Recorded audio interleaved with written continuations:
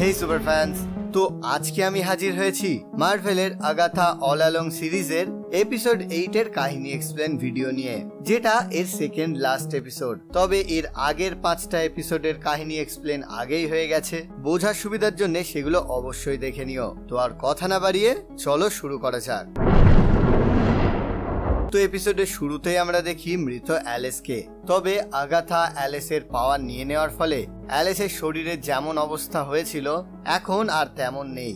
আর তারপরই সেখানে একজন এসে তাকে ডেকে তোলে, আর সেটা হলো রিও বা লেডি ডেথ। আর ওঠার পরে অ্যালেস দেখে যে মেঝেই ওর সেই বিকৃত মৃতদেহ পড়ে আছে, অর্থাৎ অ্যালেস সত্যি সত্যি মারা গেছে এবং ডেথ ওর আত্মাকে নিতে এসেছে। আর তারপর ডেথ অ্যালেসকে সাথে নিয়ে চলে যায়। এর পরের সিনে দেখা যায় জেনিফার সেই আগের ট্রায়ালের রুমের বাইরে থেকে দরজায় ধাক্কা দিচ্ছে। আসলে লিলিয়া ওদেরকে বাঁচানোর জন্য নিজেকে স্যাক্রিফাইস করেছিল, যেটা জেনিফার অ্যাকসেপ্ট করতে পারছে না। এরপর বিলি সেখানে আসে এবং ওকে বুঝিয়ে শুনিয়ে শান্ত করে তোলে, এবং তারপর জেনিফার ওকে জানায় যে আগাথার এক্স গার্লফ্রেন্ড মানে রিওই হচ্ছে লেডি ডেথ।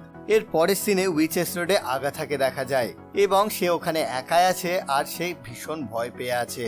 আর ঠিক তখনই ওর সামনে চলে আসে রিও। সে জানায় যে আগাথা ওর কথা মতো সত্যি অনেক মৃত্যু ঘটিয়েছে, অ্যালেস, লিলিয়া, এমনকি দ্য সালেম সেভেনও। তবে আমরা জানি আগাথা শুধু অ্যালেসকেই মেরেছে। তো যাই হোক, রিও আরো জানায় যে সে এখানে এসেছে বিশেষ করে বিলির জন্যে, কারণ বিলির জন্যে প্রকৃতির নিয়ম ভঙ্গ হচ্ছে।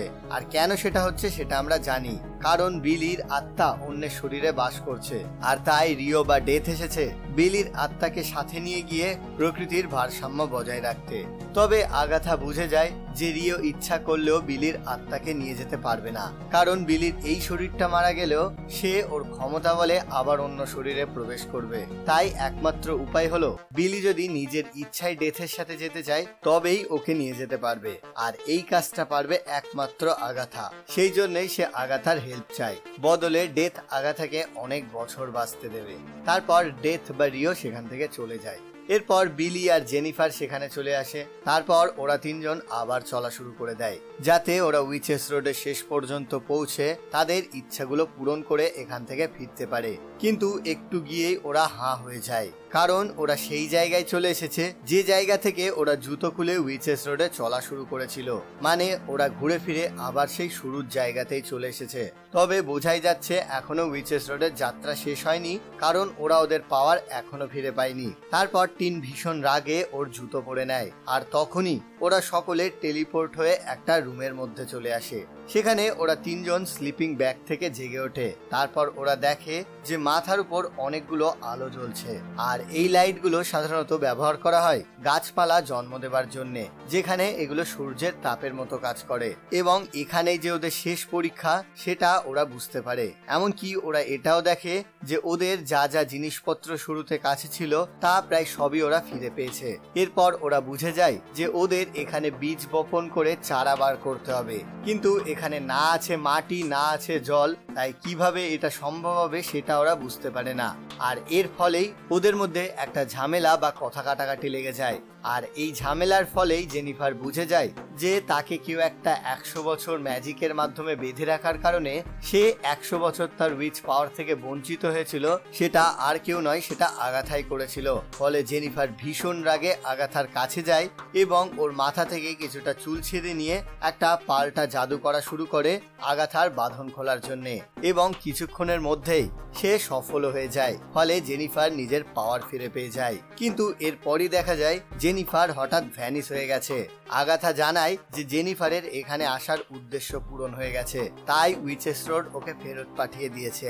মানে এখন ওদের দুজনের পালা। তবে আগাথার এখানে আসার উদ্দেশ্য পূরণ করতে হলে বিলিকে আগাথার উপর নিজের পাওয়ার ব্যবহার করতে হবে, যাতে সেটা নিয়ে আগাথা আবার নিজের পাওয়ার ফিরে পায়, এবং তবেই সে এখান থেকে যেতে পারবে। কিন্তু এটা যদি করা হয় তাহলে বিলি মারা যাবে, তাই সে রাজি হয় না।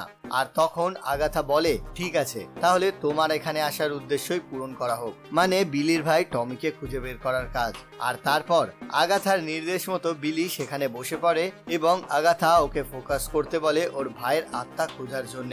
এখানে আগাথা বিলির মাথায় হাত রাখলেও সে কিছুই করছে না, সে শুধু বিলিকে ফোকাস করাচ্ছে যাতে বিলি নিজের পাওয়ারের সাহায্যে ওর ভাইয়ের আত্মাকে খুঁজে সেটাকে অন্য কারোর বডিতে দিয়ে দিতে পারে।